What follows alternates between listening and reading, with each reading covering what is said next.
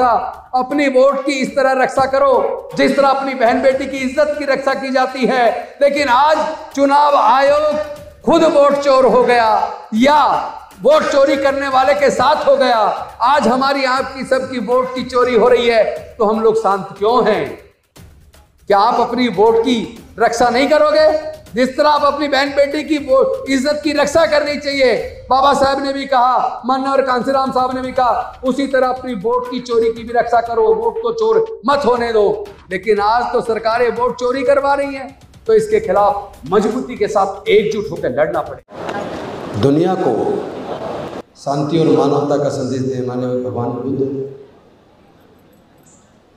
संत गुरु रविदास जी, संत कबीरदास जी, ज्योतिबा फूले जी, सावित्रीबाई फूले जी, फातिमा शेख जी, नारायण गुरु साहू जी महाराज, पेरियार रामास्वामी नायकर जी, doctor Baba Saheb Ambedkar ji, माता रमाबाई जी, बाबू जगजीवन राम जी, बुद्धप्रिय मौर्य जी, जगदेव बाबू कुशवाहा जी, रामस्वरूप वर्मा जी, ललित सिंह यादव जी, मान्यवर कांसीराम साहब व समाज के सभी महापुरुषों के चरणों में कोटि कोटि नमन करते हुए सबसे पहले मैं वीरांगना फूलन देवी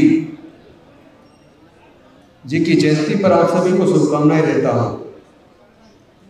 आप मुझे पता है काफ़ी टाइम हो गया, लेकिन मैं चाहता हूँ कि मैं बात छोटी करूँ तो आप कम से कम 10 मिनट का टाइम मुझे दें। ज़्यादा लंबा भाषण नहीं करूँगा।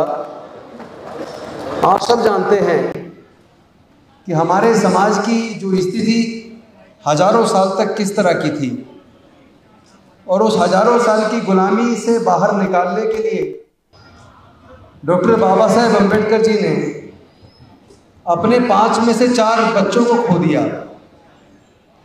अपनी जवान पत्नी माता रमाबाई को खो दिया और अपना पूरा जीवन जलाकर हमारी हजारों साल की गुलामी तोड़ी। लेकिन उसके बाद आप देखेंगे वीरांगना फूलन देवी जी के साथ जिस तरह की जुर्म जाती हुई, मतलब दिल दहल जाता है सोचने मात्र से। जिसके ऊपर बीती है उसका सोचिए। हम अगर केवल मन में विचार करें तो भी दिल दहल जाता है। ऐसी विपरीत परिस्थिति में इतनी जिल्लत और इतना अपमान सहने के बाद और जो काम उन्होंने किया वो पूरे समाज को गौरवान्वित करने वाला है, पूरे देश की महिलाओं के आत्मसम्मान को बढ़ाने वाला है। यही काम किसी स्वर्ण जाति की महिला ने किया होता तो आज भारत के लोग उसको देवी बना के पूज रहे होते। लेकिन चूंकि वो दलित समाज की, वंचित समाज की बेटी थी, तो उसको स्वर्ण लोगों ने, जातिवादी मानसिकता वाले लोगों ने डाकू का नाम दिया। अरे आपकी बहन बेटी के साथ कोई ऐसा करे आपको कैसा लगेगा? ऐसी विपरीत परिस्थिति से निकल के जो उन्होंने किया वो वास्तव में गर्व करने लायक है। लेकिन आज चिंता इस बात पे होनी चाहिए कि ये उत्पीड़न करने वाले लोगों के हौसले इतने बुलंद क्यों हैं? कोई हमारे बहन बेटी की इज्जत लूट के हत्या कर देता है और हत्यारों को बहुत जल्दी जमानत हो जाती है। कोई मूंछ रखने पर हमारे युवाओं की हत्या कर देता है। कोई घड़ा छूने पर हमारे युवाओं की हत्या कर देता है। कोई मंदिर में मूर्ति छूने पर हमारे युवाओं की हत्या कर देता है। हत्या करने वाले लोगों का इतना हौसला बुलंद क्यों है? जब मैं इसकी प्रताड़ना करता हूं, जांच करता हूं, तो मुझे समझ आता है उसका कारण। उसका कारण है मनुवादी मानसिकता, मनुस्मृति पे आधारित सोच। आज सर्वोच्च न्यायालय तक में ऐसे कुछ जज बन गए हैं जिनकी मानसिकता मनुवादी सोच वाली है, जो मनुस्मृति में भरोसा करते हैं। ऐसे अनेकों जज सुप्रीम कोर्ट और हाई कोर्ट में हैं। ऐसे अनेकों नेता मुख्यमंत्री तक भी बन गए हैं जिनकी सोच मनुवादी, जातिवादी है, जो एक जाति विशेष को बढ़ाने का काम करती है। दलितों की हत्या करने वाले लोगों को संरक्षण देने का जो काम करते हैं, ऐसे लोग मुख्यमंत्री बन गए हैं, ऐसे लोग मुख्य न्यायाधीश बन गए हैं, ऐसे लोग एसएसपी बन गए हैं, ऐसे लोग director general of police DGP बन गए हैं। यानी कि पूरा का पूरा शासन तंत्र मनुवादी विचारधारा को पालने पोसने में लगा हो, जब पूरा मनुवादी सोच वाला तंत्र पूरे देश की सत्ता पर काबिज हो गया हो, जब ऐसी मनुवादी सोच वाला तंत्र पूरे देश की केवल वोट की चोरी नहीं, पूरे चुनाव को ही चोरी कर ले, उसके बाद सामाजिक न्याय होगा कैसे? कैसे सामाजिक न्याय होगा? आपने अनेकों बार देखा होगा, अनेकों ऐसे वीडियोस देखे होंगे कि भारतीय जनता पार्टी से जुड़ा व्यक्ति फर्जी वोट डाल रहा है और उसकी वीडियो बना रहा है, फिर वो दूसरी फर्जी वोट डाल रहा है, फिर वीडियो बना रहा है, फिर वो तीसरी फर्जी वोट डाल रहा है। ऐसे करके 5-6 फर्जी वोट डालता है, वीडियो बनाता है और वीडियो को सोशल मीडिया पे डालता है। और उसके बाद इलेक्शन कमीशन की खामोशी देखने लायक है। ऐसे भी कई एग्जाम्पल आए हैं कि बहुजन समाज पार्टी का कोई नेता चुनाव लड़ा, उसका लंबा चौड़ा परिवार है, लेकिन उसके अपने बूथ पर उसका एक भी वोट नहीं निकलता। उसका वोट चला कहां गया?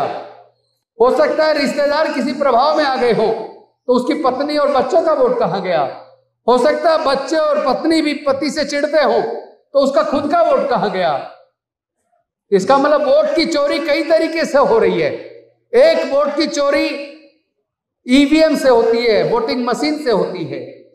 एक वोट की चोरी अनुसूचित जाति, जनजाति, पिछड़े वर्ग और माइनॉरिटी के लोगों के वोट को काट के होती है। और तीसरी वोट की चोरी फर्जी वोट बनाकर मनुवादी कई वोट डाल रहे हैं, उससे होती है।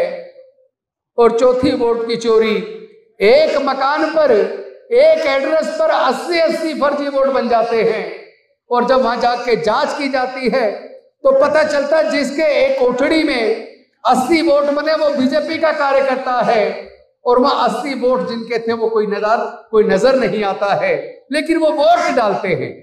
इसका मतलब मनुवादी सोच वाले लोगों ने, आरएसएस जैसे संगठन के, बीजेपी जैसे संगठन से जुड़े लोगों ने ऐसे लाखों वोट तैयार कर दिए हैं, जिनको जिस राज्य में चुनाव होता है वहां ले जाकर चुनाव में वोट डलवाने के लिए उनकी वोट बनवा दी जाती है, और फिर पूरे के पूरे चुनाव को ही चोरी कर लिया जाता है। अभी आपने देखा होगा भारत के विपक्ष के नेता आदरणीय राहुल गांधी जी ने जिस तरह खुलासा किया कि किस तरह पूरे आपके वोट की चोरी हो रही है, किस तरह पूरे चुनाव को चोरी करके देश के अंदर सरकार बन गई। क्योंकि जिन लोगों ने नारा दिया था अब की बार 400 पार संविधान बदलना है, ये तो अंबेडकरवादियों को सैल्यूट करना चाहिए, इस देश के दलित, पिछड़े, वंचित वर्ग को सैल्यूट करना चाहिए, इस देश के माइनॉरिटी को सैल्यूट करना चाहिए, जिन लोगों ने उनको सबक सिखाने का काम किया और उनको 169 सीट पर रोक दिया। अब आप कहेंगे 169 नहीं है, वो तो 240 है। अरे भाई, वास्तव में तो 169 ही थे, बाकी तो इलेक्शन कमीशन, सारे डीएम और जो बाकी का उनका शासन तंत्र है उसकी मदद से और ईवीएम की मदद से वो लोग 240 तक पहुंचे हैं। क्योंकि जहां जहां हम देख रहे हैं कि वोट की चोरी खुलेआम हो रही है। आपको पता है महाराष्ट्र का जो चुनाव हुआ था, लोकसभा के चुनाव में भारतीय जनता पार्टी और उसका गठबंधन एनडीए की कितनी कम सीटें लोकसभा में आई, और पिछले लोकसभा चुनाव से लेके इस बार के लोकसभा चुनाव 2024 तक 5 साल में केवल 32 लाख नई वोट बने।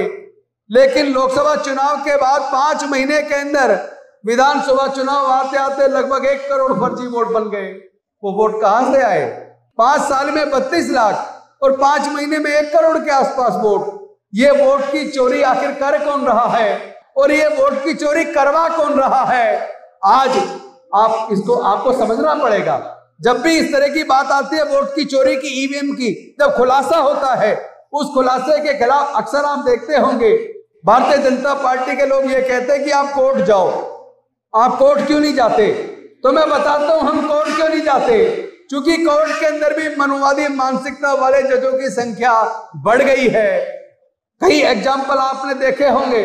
आपने राजस्थान का भंवरी देवी वाला केस देखा होगा, जिसमें भंवरी देवी के खिलाफ सामूहिक बलात्कार हुआ, और सामूहिक बलात्कार के केस के अंदर जब कोर्ट में केस चला तो बाद में हाई कोर्ट ने मुलजिमों को यह कह के बरी कर दिया कि मुलजिमान स्वर्ण जाति के थे और पीड़िता दलित जाति की अछूत समाज से थी। स्वर्ण जाति का आदमी अछूत समाज की बेटी को छू ही नहीं सकता, इसलिए बलात्कार का सवाल ही पैदा नहीं होता। इतनी थर्ड क्लास घटिया सोच जिस जज की हो और उसने दरिंदों को बाइज्जत बरी कर दिया, ऐसे कोर्ट के जज से क्या आप न्याय की उम्मीद करेंगे क्या? जो जातिवादी सोच वाला जज है, जो इसीलिए उसको बरी कर रहा है जिसने बलात्कार किया है, क्योंकि वो स्वर्ण जाति का है और ग्राउंड देता है कि लड़की अछूत समाज से थी, उसको तो छू ही नहीं सकता, ये कह के बरी करता है। ऐसी सोच वाले जज से हम न्याय की उम्मीद नहीं कर सकते। दूसरी बात, दूसरा एग्जाम्पल अभी जून के महीने का उड़ीसा का है। उड़ीसा में एक गांव के अंदर माइनिंग हो रही थी। उस माइनिंग के खिलाफ दलित समाज के लोगों ने धरने प्रदर्शन किए, तो पुलिस ने दबाव डालकर झूठा केस बनाकर उन्हें जेल में डाल दिया। जेल में डालने के बाद हाई कोर्ट ने जब जमानत दी, तो जमानत देते वक्त अक्यूज पर यह शर्त लगा दी कि अक्यूज वहां संबंधित थाने में 3 महीने तक सुबह 6 बजे से 9 बजे तक झाड़ू और पोछा लगाएगा और साफ सफाई करेगा, क्योंकि वो दलित समाज का था। और हाई कोर्ट का जज जातिवादी मानसिकता के तहत इस तरह जातिवादी जजमेंट दे रहा है, जमानत में शर्त लगा रहा है, और वो पुलिस को ड्यूटी दी। पुलिस का काम है उसको फिनाइल, पोछा और झाड़ू मुलजिम को अवेलेबल कराएगा। तो जहां जज की मानसिकता जातिवादी हो, उस जज से क्या आप न्याय की उम्मीद करेंगे? अगर आज हम कोर्ट चले जाएं तो पता लगेगा 5 साल निकल गए, लेकिन कोर्ट से कोई निर्णय आने वाला नहीं है। बीजेपी इस बात को अच्छे से जानती है कि उनकी विचारधारा के लोग भी जज बन गए हैं, और वहां जैसे ही जाएंगे तो वो पूरा उस मैटर को इतना लॉन्ग प्रोलॉन्ग कर देंगे, 5 साल तक भी जजमेंट नहीं आएगा, और आएगा तो मनुवादी सोच वाला आएगा। तो ऐसे कोर्ट के ऊपर भरोसा करने की बजाय हम जनता पे भरोसा करते हैं। भारत की जनता सबसे ऊपर है, जनता से ऊपर ना कोई जज है, ना कोई वकील है, और ना ही कोई नेता है, ना ही कोई सांसद है, ना ही कोई मंत्री है, ना कोई मुख्यमंत्री है, ना प्रधानमंत्री है, ना राष्ट्रपति है। कोई भी व्यक्ति देश की जनता से ऊपर नहीं है। देश के संविधान ने जनता को ताकत दी है, और जनता को भी ये पता होना चाहिए कि चाहे कोई कितना ही बड़े से बड़ा नेता हो, एमपी हो, एमएलए हो, मंत्री हो, एसएसपी हो, डीएम हो, सब जनता के सेवा का पब्लिक सर्वेंट हैं। उनकी जिम्मेदारी जनता की सेवा करनी है, वो जनता के मालिक बनने की कोशिश ना करें। अगर ये अफसर, ये एसएचओ, डीएम, एसएसपी अगर जनता को हड़कारें, धमकारें, इसलिए धमकारें क्योंकि वो संविधान के खिलाफ जाके मालिक बनने की कोशिश कर रहे हैं, जबकि असल में संविधान ने उनको जनता की सेवा की जिम्मेदारी दी है। तो इस लड़ाई को तो लड़ना पड़ेगा, इस लड़ाई को लड़ना पड़ेगा, क्योंकि डॉक्टर बाबा साहेब अम्बेडकर जी ने बड़े मुश्किल से हमारे लोगों को वोट का अधिकार दिलवाया। जब इस बात पे चर्चा शुरू हुई थी कि वोट का अधिकार किसको मिलना चाहिए, तो ज्यादातर लोग वोट का अधिकार केवल इनकम टैक्स को देने के फेवर में थे, या जो बड़े जमींदार हैं उनको देना चाहते थे, या जो ग्रेजुएट है उनको देना चाहते थे। लेकिन डॉक्टर बाबा साहब अम्बेडकर जी ने सोचा कि मनुस्मृति में हमारे लोगों के पढ़ने पर धार्मिक बंदिश थी, व्यापार करने पर धार्मिक बंदिश थी, संपत्ति रखने पर धार्मिक बंदिश थी। तो मनुस्मृति की वजह से हमारे लोग ना ग्रेजुएट बन पाए, ना वो प्रॉपर्टी के मालिक बन पाए, ना जमींदार बन पाए, ना वो बिजनेसमैन बन पाए, इसीलिए वो लोग इनकम टैक्स पे भी नहीं बन पाए। इसका मतलब हमारे लोगों को वो वोट का अधिकार देना नहीं चाहते थे। लेकिन डॉक्टर बाबा साहब अम्बेडकर अड़ गए, बड़ी मजबूती के साथ अड़ गए, और उन्होंने कहा कि वोट का अधिकार केवल इनकम टैक्स पे करने वालों को नहीं, केवल बड़े जमींदारों को नहीं, केवल ग्रेजुएट को नहीं, भारत में वे रहने वाले सभी लोगों को बराबर रूप से मिलेगा, चाहे स्त्री हो या पुरुष हो, पढ़ा लिखा हो या अनपढ़ हो, अमीर हो या गरीब हो, इनकम टैक्स पे करता हो या ना करता हो, सब लोगों को वोट का अधिकार मिलेगा, और हर आदमी की वोट की कीमत बराबर होगी। 1 मैन 1 वोट 1 वोट 1 वैल्यू। और इसी के ऊपर माननीय कांचीराम साहब ने कहा था, अपनी वोट की इस तरह रक्षा करो जिस तरह अपनी बहन बेटी की इज्जत की रक्षा की जाती है। लेकिन आज चुनाव आयोग खुद वोट चोर हो गया, या वोट चोरी करने वाले के साथ हो गया। आज हमारी आपकी सबकी वोट की चोरी हो रही है, तो हम लोग शांत क्यों हैं? क्या आप अपनी वोट की रक्षा नहीं करोगे? जिस तरह आप अपनी बहन बेटी की इज्जत की रक्षा करनी चाहिए, बाबा साहब ने भी कहा, माननीय कांसीराम साहब ने भी कहा, उसी तरह अपनी वोट की चोरी की भी रक्षा करो, वोट को चोर मत होने दो। लेकिन आज तो सरकारें वोट चोरी करवा रही हैं, तो इसके खिलाफ मजबूती के साथ एकजुट होकर लड़ना पड़ेगा। बहुत जल्दी आह्वान करेंगे। पूरे भारत के अंदर इलेक्शन कमीशन को चैन से नहीं बैठने दे रहा है, क्योंकि इलेक्शन कमीशन अपने आप में सब कुछ नहीं है, खुदा नहीं है। इलेक्शन कमीशन को जो जिम्मेदारी है संविधान ने दी है, इलेक्शन कमीशन को जो पावर दी है संविधान ने दी है, और वो power free, fair and transparent चुनाव कराने के लिए दी है। लेकिन फ्री, फेयर एंड ट्रांसपेरेंट चुनाव कराने की बजाय इलेक्शन कमीशन वोट की चोरी करने वालों के साथ खड़ा हो जाता है। जिस चोरी का जवाब इलेक्शन कमीशन को देना चाहिए, उसका जवाब बीजेपी के नेता दे रहे हैं और कह रहे हैं कि आप वोट क्यों नहीं, आप जो कोर्ट क्यों नहीं जाते, आप एफिडेविट दाखिल क्यों नहीं करते। अरे पूरा देश चाह रहा है कि हमारे वोट की चोरी बंद होनी चाहिए, हमारी वोट की रक्षा होनी चाहिए। पूरे देश के लोग कह रहे हैं हमारी वोट की चोरी हो रही है, पूरे देश के लोग कह रहे हैं हमें ईवीएम पे भरोसा नहीं है, हमें बैलेट पेपर से चुनाव चाहिए। तो फिर इलेक्शन कमीशन और ये कुछ जज मिलके आखिर क्यों ईवीएम पे ऊपर इतना जोर दे रहे हैं? क्यों वो बैलेट पेपर वापस लाने के लिए तैयार नहीं है? अरे ये वोटर की मर्जी है, वो किस चीज तरीके से वोट दे। सरकार जनता को चुननी है, क्योंकि संविधान ने जनता को वोट का अधिकार दिया। अगर हमें डाउट है, हमें भरोसा नहीं है ईवीएम मशीन के ऊपर, हम चाहते हैं कि बैलेट पेपर से चुनाव हो, तो मैं पूछना चाहता हूं इलेक्शन कमीशन क्यों इतनी जिद पैदा है, सुप्रीम कोर्ट क्यों इतनी जिद पैदा है? जब बड़े बड़े देश, जो विकसित देश हैं, अमेरिका जैसे देश, फ्रांस, जर्मनी और इंग्लैंड जैसे देश, जब वो अपने यहाँ ईवीएम से चुनाव पे भरोसा नहीं करते, जापान ईवीएम पे भरोसा नहीं करता, जब वो लोग बैलेट पेपर पे भरोसा करते हैं, बैलेट पेपर से चुनाव कराते हैं, और भारत के भी 90% लोग चाहते हैं बैलेट से चुनाव हो, ईवीएम से ना हो, तो आखिर फिर कौन सी मजबूरी है? क्यों इलेक्शन कमीशन, क्यों सारे जजेस ईवीएम के ऊपर जोर दे रहे हैं? क्यों जनता की भावनाओं की कदर नहीं की जा रही है? क्यों जनता की भावनाओं को इग्नोर किया जा रहा है? इसलिए ये लड़ाई हमारे आने वाले बच्चों के भविष्य की है। क्या आप अपने बच्चों को फिर से गुलाम देखना चाहते हैं? अगर आप गुलाम नहीं देखना चाहते तो इस लड़ाई को लड़ना पड़ेगा। कई तरह के हमले हमारी आजादी पे हो रहे हैं, कई तरह के हमले हमारे अधिकारों पे हो रहे हैं। केवल हमारी वोट की चोरी नहीं हो रही, बड़ी मुश्किल से पढ़ने का मौका मिला था, लेकिन उन्होंने लगभग पिछले 15 से 20 सालों में लगभग 2 लाख सरकारी स्कूल बंद कर दिए। मैं पूछना चाहता हूं, क्या देश में जनता कम हो गई है? क्या देश की जनसंख्या कम हो गई है? जनसंख्या बढ़ रही है। स्कूल और ज्यादा खुलने चाहिए थे, लेकिन सरकारों ने स्कूलों को मर्जर के नाम पे बंद कर दिया है। प्राइवेट स्कूल खुलते जा रहे हैं, सरकारी बंद हो रहे हैं। प्राइवेट में पढ़ाई का खर्चा इतना महंगा है कि 99% SC ST OBC के बच्चे, माइनॉरिटी के बच्चे, वो प्राइवेट पब्लिक स्कूलों का खर्चा नहीं उठा सकते। और स्कूल को छोड़िए, अगर कॉलेज की बात करें तो 5 साल का NLU से लॉ की डिग्री करने के लिए कम से कम 25 लाख रुपया चाहिए। सरकारी इंजीनियरिंग कॉलेज से 4 साल की डिग्री करने के लिए कम से कम 15 से 20 लाख चाहिए। मैनेजमेंट की डिग्री IIM से करने के लिए कम से कम 30 लाख रुपया चाहिए।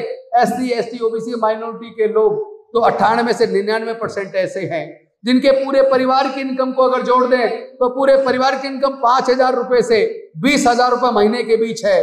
तो क्या ऐसे परिवार के बच्चे अपने बच्चे को इन 25 लाख 20 लाख की डिग्री कराने का खर्चा उठा सकते हैं क्या? यानी कि आपकी पढ़ाई का रास्ता खुद सरकारों ने बंद कर दिया, साजिश के तहत बंद कर दिया। और दूसरी तरफ जो हमारे लोग नौकरी में आ जाया करते थे, ज्यादातर लोग तो 4th क्लास की नौकरी में आते थे, 4th क्लास एम्प्लॉयमेंट को पूरी तरह आउटसोर्स करके ठेके पे दे दिया। 5th पे कमीशन ने 4th क्लास एम्प्लॉयमेंट को पूरी तरह आउटसोर्स करके ठेके पे दे दिया, आपकी नौकरी के रास्ते बंद कर दिए।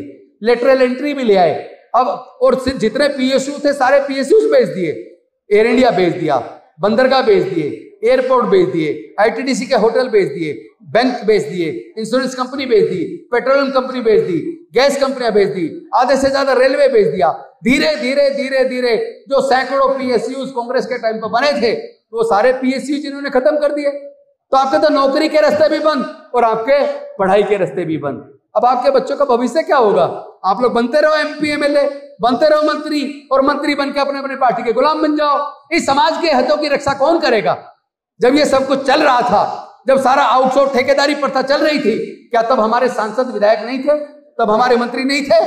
लेकिन तब तो वो गुलाम होकर मुंह को बंद करके संसद के अंदर बैठ गए। उस वक्त अगर वो संसद में आवाज उठाए होते, उस वक्त अगर वो विधानसभाओं में लड़े होते, तो हमारे बच्चों का यह भविष्य बर्बाद ना होता।